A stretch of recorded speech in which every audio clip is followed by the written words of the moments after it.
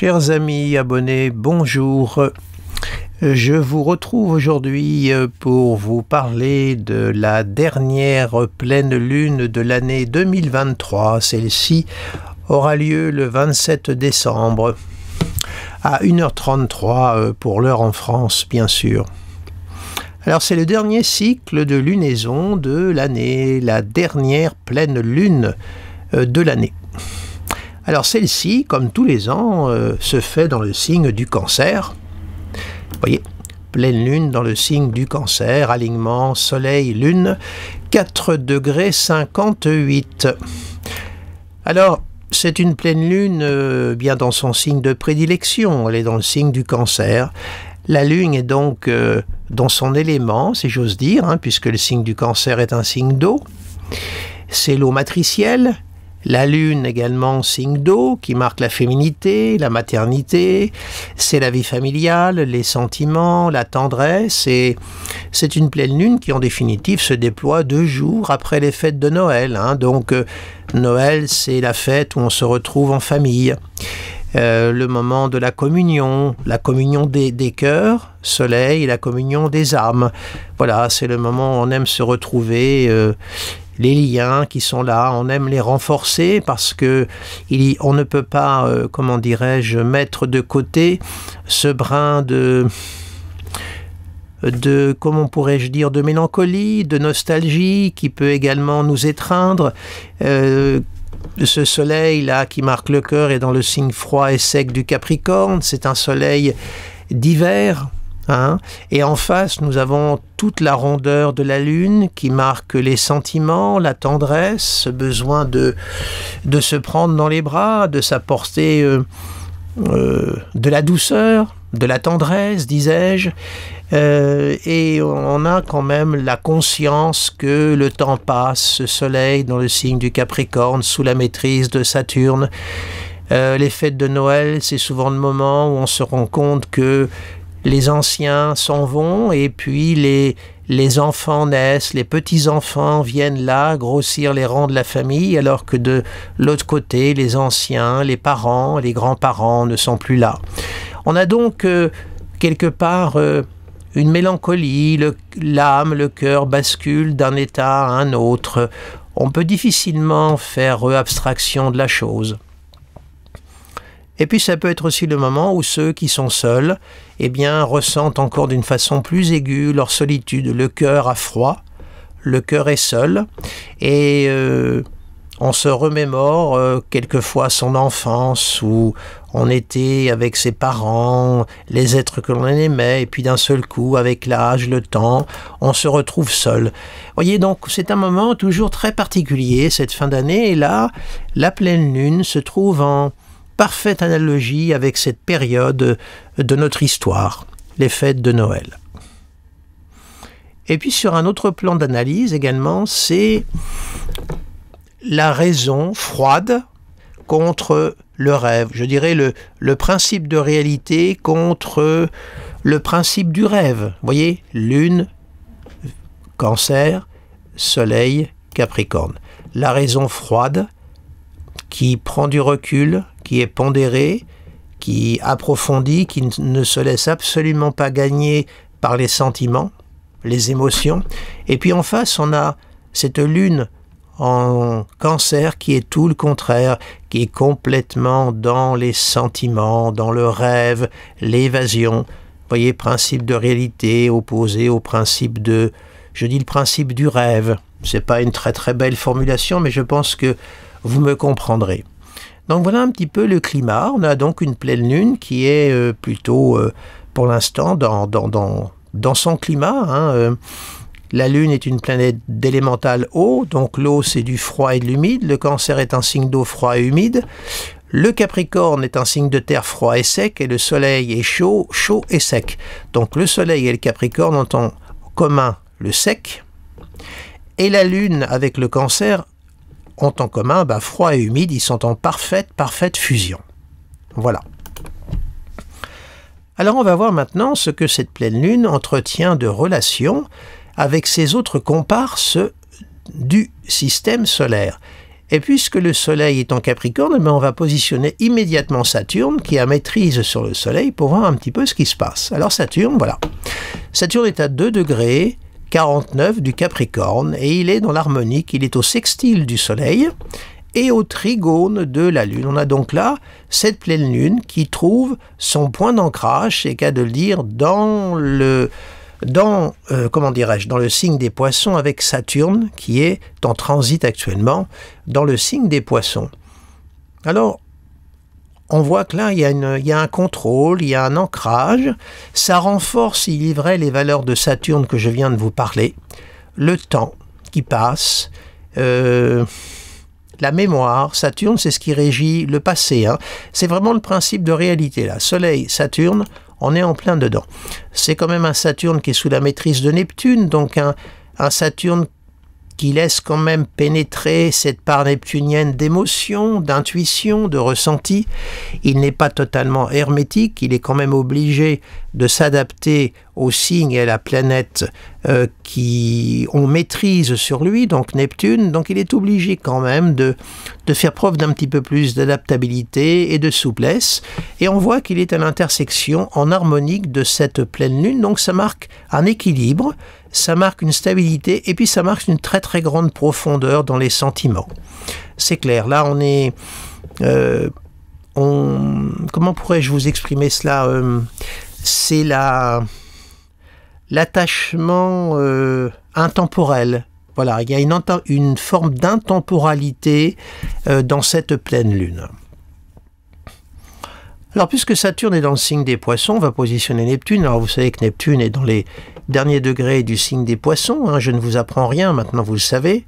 Il est là, Neptune est à 23 degrés et, bon, il n'entretient pas de relation directe avec le cycle de lunaison. Peut-être va-t-il en entretenir avec les autres planètes, mais pour l'instant, il est libre, donc je ne le commenterai pas.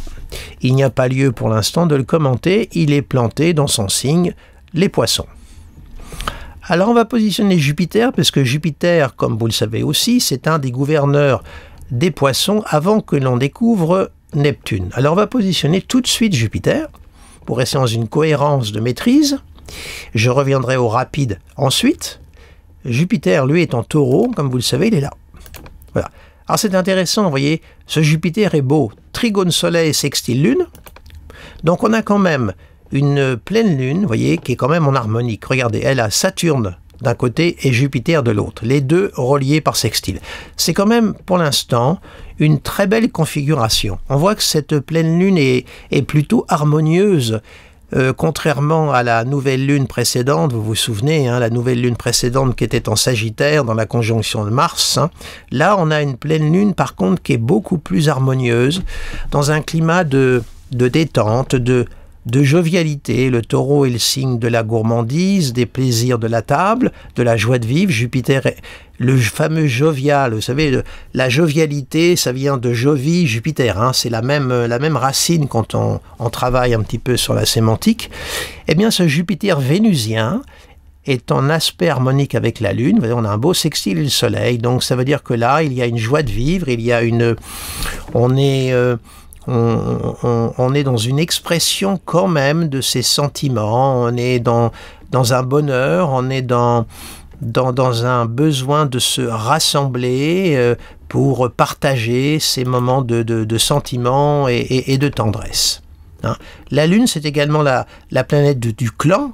Hein, ça peut être la famille d'âme, c'est-à-dire que c'est pas forcément la famille, vous savez, de sang. Quelquefois, on a des rapports avec sa famille qui ne sont pas harmonieux et on va se créer une famille d'âme. Donc ça peut être également cela. Hein. Il faut de temps en temps opérer ce qu'on appelle le déplacement symbolique en astrologie. Mais on voit là un très très beau ciel, hein, pour l'instant. Ceux qui travaillent sur les figures, la forme des aspects planétaires, ça forme un baquet. Hein, ça, c'était l'école de Crozier en astrologie, si ma mémoire est bonne. Et on voit un baquet qui est harmonieux, relayé par 2 trigones et 3 sextiles. Alors, on va maintenant placer les planètes rapides. On va positionner, tenez, Vénus, puisque Jupiter est sous sa maîtrise, tout de suite. Or, Vénus, on sait qu'elle est en Scorpion, normalement. Oui, voilà, elle est ici. Or, Vénus, elle aussi, bien que en exil, elle est au trigone de Neptune. Voyez-vous? Alors, maîtrise de Jupiter et au trigone de Neptune. Elle n'a pas pour l'instant de dissonance, bien qu'elle soit pas forcément à son aise dans le signe du Scorpion, bien que c'est une Vénus qui est très érotisée en Scorpion, en fin de compte. Hein. Elle est dans la sensualité du Taureau, la gourmandise, et en Scorpion, elle s'érotise. C'est là un peu c'est la Vénus coquine, hein, si j'ose dire, la Vénus dans le monde de Pluton et le monde de Mars. Hein. Donc, c'est une Vénus passionnée, mais qui a besoin de passer par les valeurs de Pluton et de Mars. C'est des valeurs d'érotisme, donc c'est une Vénus d'érotisation, c'est un petit peu le mythe d'Eros et Thanatos. Et cette Vénus est au trigone de Neptune, donc elle se laisse joliment bercer par les langueurs de Neptune. C'est une Vénus qui rêve, qui n'est pas exempte d'une certaine vague de romantisme. On imagine, on romantise ses amours. Ça peut être le moment où on rentre dans des confessions amoureuses qui peuvent passer peut-être par une inspiration qui peut être la musique, l'écriture ou autre chose. Hein. C'est une Vénus qui est très très inspirée tout de même, qui est là en très bel aspect de Neptune. C'est un aspect, comme vous le voyez, pratiquement exact. Hein. Il est pour moi 26 degrés, 25 degrés. On ne va pas chipoter sur 1 degré hein, tout de même. On a là une Vénus au trigone de Neptune. Donc vous voyez pour l'instant, le ciel est très très beau. Vous voyez, on a vraiment un beau ciel là, dans cette nouvelle lune. Vraiment, il est magnifique ce ciel. Alors, continuons l'exploration et on va positionner Mercure, le lien, l'échange. Et où il est où Mercure? Il est en Sagittaire. Alors évidemment, il est encore dans sa phase de rétrogradation. Cela étant dit, encore quelques jours, le 2 janvier, Mercure redeviendra direct. Donc il faut le laisser tranquillement faire son petit travail, son petit bonhomme de chemin. Il rétrograde, et le 2 janvier, il va redevenir direct, surtout il a fait sa conjonction inférieure au Soleil, hein, comme je vous l'avais expliqué dans ma petite vidéo consacrée à la rétrogradation de Mercure. Donc je vous renvoie à celle-ci, je ne vais pas m'appesantir dessus. On voit qu'il est toujours dans l'ordre du carré de Neptune, carré exact, 25 degrés, 25 degrés. Donc c'est un Mercure, bon bah écoutez, attention là... aux décisions que l'on va prendre, notamment les natifs du Sagittaire, dernier décan, Poisson, dernier décan, Gémeaux, dernier décan, et Vierge, dernier décan. Surtout les Gémeaux et les Vierges, puisque ce sont leurs planètes. Hein. Mercure, de chaque côté, a maîtrise sur le Gémeaux et sur le signe de la Vierge. Donc, natifs des Gémeaux et de la Vierge, prudence dans les décisions que vous allez prendre. N'allez pas vous embarquer, courir derrière des chimères. Et lorsque Mercure sera redevenu direct et qu'il reviendra dans le Capricorne, principe de réalité, là vous pourriez vous dire aïe aïe aïe, dans quoi je me suis embarqué, dans quelle galère je suis allé, on m'a fait prendre des vessies pour des lanternes. Ça peut être aussi le moment où on vous fait des promesses qui ne seront pas tenues. Ça ne veut pas dire que les personnes qui vous font ces promesses sont mal intentionnées, mais elles sont elles-mêmes régies par cette rétrogradation de Mercure. Donc restez prudents, natifs des signes mutables, à savoir Sagittaire, Gémeaux, Vierge, Poisson. Ça vaut aussi pour les 3e décans, Verseau et Balance, hein, parce que ça joue par sextile. Hein. Alors le sextile est un aspect plutôt constructif, mais attention là aussi de ne pas trop vous embarquer dans quelque chose qui pourrait se solder par des désillusions dans un plus ou moins long terme. Voilà ce que je voulais vous dire de ce... Surtout que c'est un Mercure jupitérien, hein, donc il a besoin de s'exprimer, il est expansif, hein, comme je le dis. Donc ne vous laissez pas trop submerger, emporté par un trop grand enthousiasme. Faites attention. On va positionner Mars maintenant. Mars, lui, bah, vous voyez, il est conjoint à Mercure. Et oui, voilà, donc attention, attention. Hein. Mars, c'est le désir. Donc attention de ne pas vous laisser emporter par le désir et puis de ne pas contrôler. Hein, vous voyez, c'est au double carré de Neptune. Soyez prudents. Là, pas d'emportement non plus. Ça peut être un moment où vous pouvez être aussi extrêmement réactif, une petite blessure d'orgueil, marche dans le signe de Jupiter, on n'aime pas trop qu'on vienne titiller notre fierté, c'est un petit peu comme pour le lion, hein.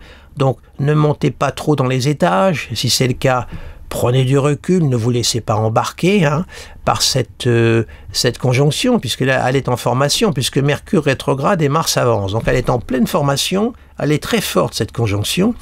Donc attention, car Neptune désir mal évalué, exagéré, action excessive, on déploie beaucoup d'énergie pour à l'arrivée, les choses se soldent par un coup d'épée dans l'eau ou un pétard mouillé, ça fait un pchit.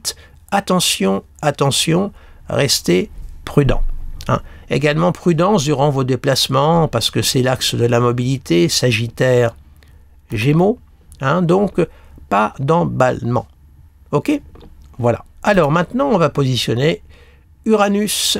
Uranus est en Taureau. Il est ici. Alors Uranus, lui, par contre, il est au sesquicarré du Soleil, au semi-carré de la Lune, et il fait une opposition à Vénus. Alors certes, c'est une opposition séparante, hein, elle est en train de se faire, mais il y a 7 degrés, donc il faut compter l'opposition. Alors je voulais vous dire qu'en ce qui concerne les aspects dits mineurs, hein, semi-carré, sesquicarré et semi-sextile, je compte des orbes très, très, très serrés. Donc, quand ils s'affichent, c'est qu'ils sont exacts. Hein. Je compte 1 degré d'orbe pour ces aspects-là, voire 1,5 degré, je crois, pour le semi-sextile. Donc là, il joue. Alors, un Uranus, évidemment, il joue quand même avec cette lune. Vous voyez, hein, on a l'aspect de ce que j'appelle la faux, hein, dans mon jargon. Si je vous vire les trigones dans la truc, voilà, vous allez voir tout de suite, vous voyez l'aspect là. Lune, semi-carré, Uranus, Uranus sesquicarré, Soleil, et Soleil opposition à la Lune, puisqu'on est dans la phase pleine de Lune. Donc c'est un aspect de grande tension.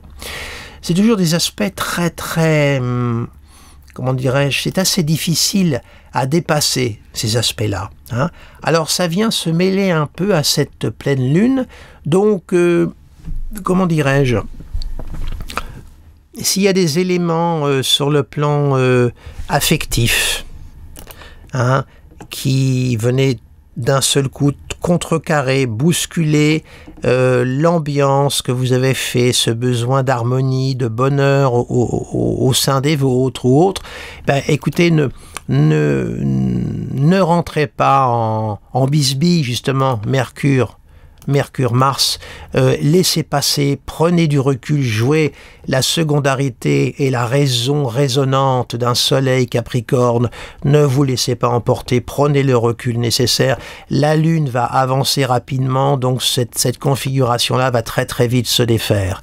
Donc, jouez le temps, soleil Capricorne, le silence, la politique des 3 singes. Vous savez, j'ai rien vu, j'ai rien entendu et je ne dis rien. Laissez passer, dans les heures qui suivent, cette configuration va se défaire. Voilà le conseil que je vous donne.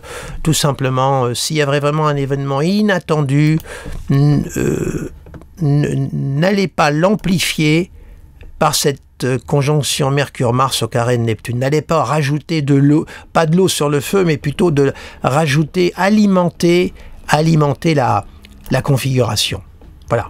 N'allez pas rajouter de l'huile sur le feu. Voilà ce que je voulais vous dire. On va positionner le dernier qui est sur Pluton. Alors Pluton, il est là, on le sait. 29 degrés du Capricorne, et vous voyez, Pluton est sympa. Il est au sextile de Neptune et au sextile de Vénus. Vous voyez, il soutient les deux. Donc on a un Pluton là, durant cette période qui... ça va, il se repose un peu, il communique avec le Vénus qui est sous sa maîtrise. Hein. Donc il y a une forte érotisation de ce ciel, hein, natif du Scorpion 3e décan. Hein. Vous avez une Vénus qui se promène sur votre partie de décan. C'est valable pour les cancers et les poissons. Hein. Il y a une petite note neptunienne qui vient alimenter également. Alors Vénus, j'ai oublié de vous dire qu'une Vénus Scorpion au trigone d'une Neptune Poisson, c'est vraiment la Vénus des fantasmes. Les fantasmes en tout genre, mais les fantasmes en plus bien alimentés par Pluton, par sextile, c'est plutôt mignonnet. Hein. Ceux qui adorent la littérature érotique ou écrire des contes ou des nouvelles érotiques, ils ne vont pas être en panne d'inspiration, surtout avec une lune en plus lunaire, hein, qui baigne dans le signe du Cancer. On a quand même là un ciel sur le plan, je dirais, affectif, amoureux, qui est plutôt agréable. Hein. Voilà, ce Pluton-là alimente très bien ce beau double sextile relayé par un trigone Neptune, Vénus, Pluton. Alors voilà un peu le ciel dans sa totalité. Vous voyez, on a plutôt un ciel très très agréable, hormis ces petites configurations qui s'entremêlent, mais elles ne sont pas trop... La plus, si vous voulez, la plus embêtante, c'est celle-là. Voilà. Mercure-Mars. Voilà. C'est la seule elle est hyper réactive. Donc, restez dans le registre du Soleil Capricorne. Maîtrise, contrôle, recul, silence. Quelquefois, le silence est le plus grand des mépris. Hein, vous le savez. Jouez cette carte-là. Il est dans le prolongement de la pleine lune, hein, ce Soleil. Donc, il est très bien relié à Saturne, Jupiter. Vous vous souvenez au début. Hein. Donc, jouez cette carte-là pour éviter de venir un peu déclencher des hostilités qui ne serviraient à rien du tout. Voilà. Donc, voilà ce que je pouvais vous dire sur cette dernière pleine lune de l'année. Vivez ces derniers jours de l'année 2023 dans un climat de douceur, de tendresse, voire de grandes passions amoureuses érotiques, pourquoi pas. Par exemple, pour les créateurs, hein, c'est une Vénus qui est très inspirée. Alors, elle a une couleur particulière, hein, Eros Thanatos, mais c'est plutôt riche en inspiration et en création. Hein. Le Jupiter en Taureau qui accentue l'oralité, la gourmandise du Taureau. Vous voyez, tout de même, allez sur ces partitions symboliques. Hein, et ne vous laissez pas entraîner par les flammes. Uranus est une planète de feu. Mars est une planète de feu. Tout ça en signe de feu avec Mercure. Alors, Mercure, lui, il s'adapte à tout. Hein, donc, voilà. Essayez d'éviter, et si on vient vous titiller, on vient vous chercher, on vient vous blesser dans votre fierté, laissez camper. C'est le conseil que je vous donne. Hein. Ça vous évitera de rentrer dans des polémiques inutiles et qui s'avéreront inutiles. Pourquoi? Parce que Mercure, il est rétro. Donc ça veut dire qu'en admettant que vous soyez dans un climat conflictuel, celui ou celle qui serait à l'origine serait également à côté de ses pompes. Vous voyez, donc il ne faut pas en tenir rigueur. Laissez camper, franchement. Voilà le conseil que je peux vous donner sur cette très belle dernière pleine lune de l'année 2023. Hein. Alors dans quelques jours, hein, voilà, on aura franchi le pas et on va passer dans l'année 2024. Qui, comme je vous l'ai dit dans des précédentes vidéos, c'est pas vraiment l'année que j'attends avec grande impatience. Je pense qu'elle va être déterminante pour la suite. Ça va pas être une année de tout repos, elle peut être violente. Cette année 2024 est pleine d'imprévus. Bref, je ne l'attends pas avec impatience, mais il va falloir la traverser, comme on a traversé d'autres années, hein, qui n'ont pas été forcément plus faciles. Voilà, eh bien écoutez, je vais interrompre ici mon bavardage. Je vous souhaite une belle fin d'année. Je vais mettre bientôt en ligne le ciel astrologique de l'année 2024. Ça va être une vidéo un petit peu longue, vous m'en excuserez, elle fait un tout petit peu plus d'1 heure. J'ai essayé d'en dire le maximum. Et puis je vous renvoie également à mes podcasts que j'ai fait depuis un certain temps. Le podcast sur le cycle Jupiter-Uranus, sur l'entrée de Pluton en Verseau, sur également Neptune en Bélier, hein, puisque ça va être les futurs grands transits que nous allons vivre en 2026. Hein. Déjà, le cycle Saturne-Neptune commencera à se former en 2025 et il sera vraiment dans son redémarrage en 2026. Et j'ai déjà traité ces aspects-là dans des podcasts. Donc, je vous renvoie à ceux-ci si vous avez envie de les écouter ou de les réécouter. Voilà, eh bien écoutez, merci de votre attention, je vous remercie de votre fidélité durant toute l'année et je vous dis à bientôt pour de nouvelles aventures célestes.